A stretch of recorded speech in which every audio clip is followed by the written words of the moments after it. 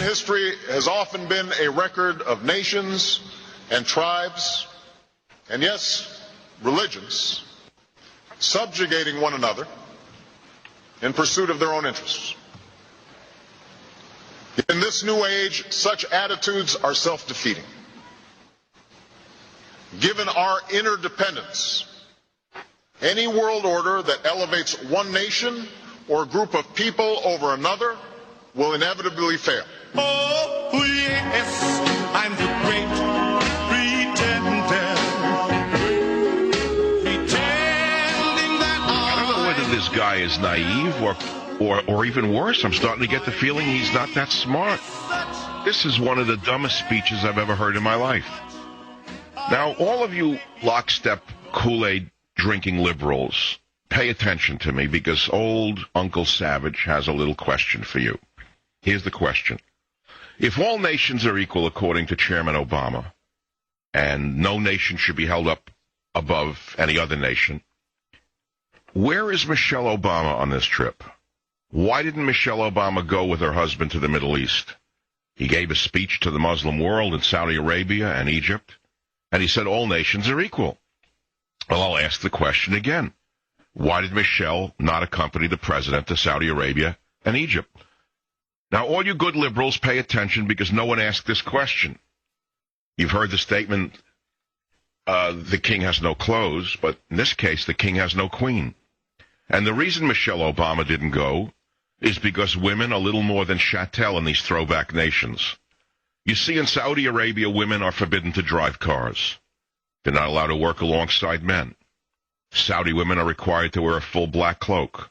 Women may not testify in court unless it is a personal matter that didn't occur in the sight of men.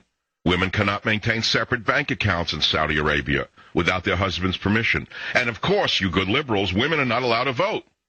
So there couldn't be a Sotomayor in Saudi Arabia, which explains in part why Michelle didn't go to Saudi Arabia. As I said to you, women must completely cover their bodies in Saudi Arabia.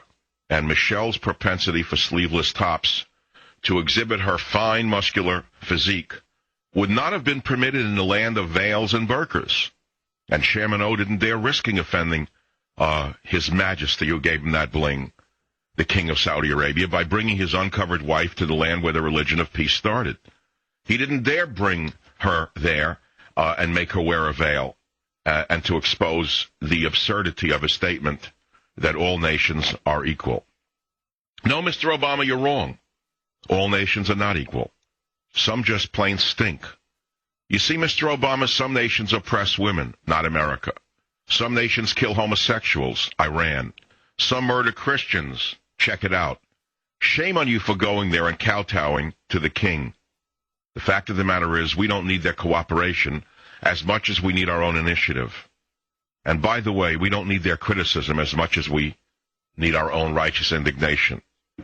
So Big Obama made a big mistake in Cairo by saying all nations are equal. He put it in another way. He said that any world order that elevates one nation or group of people over another will inevitably fail.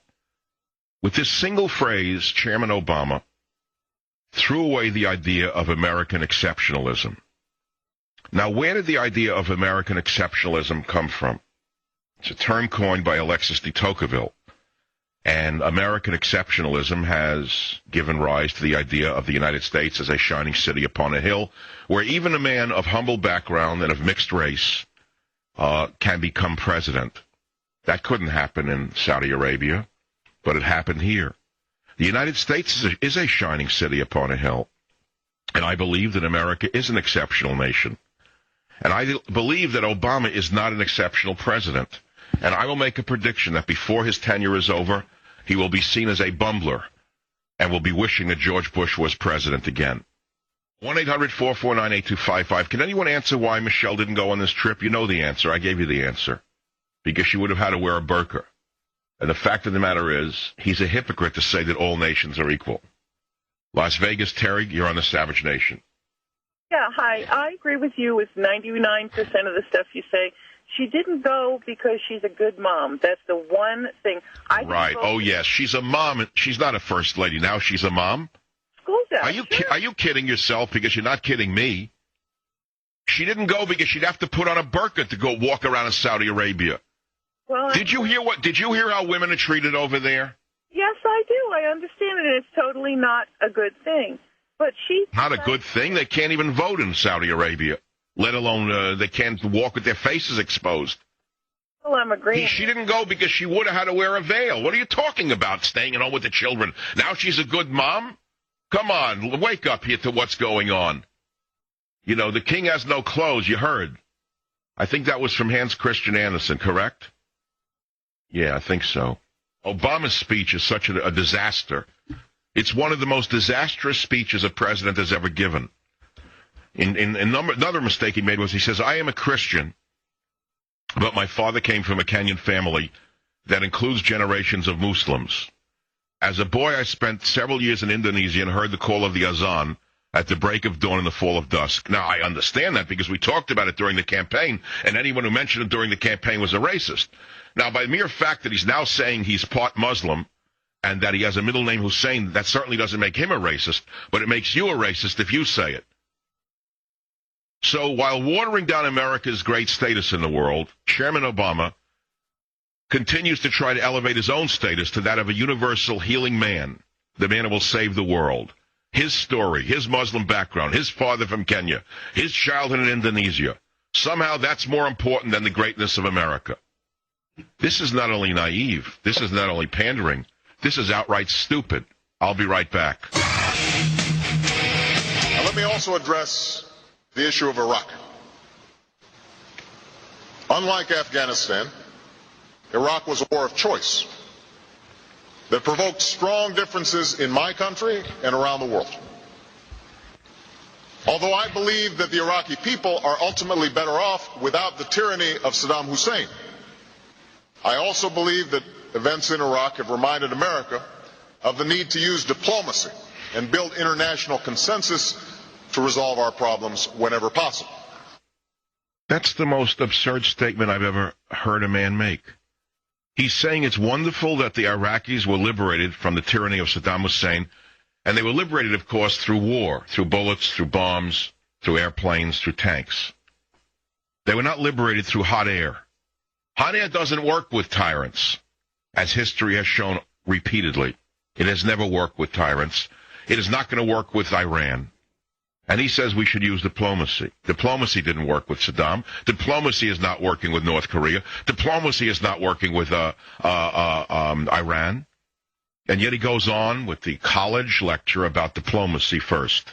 Well, we all believe in diplomacy. Certainly we'd rather not see war.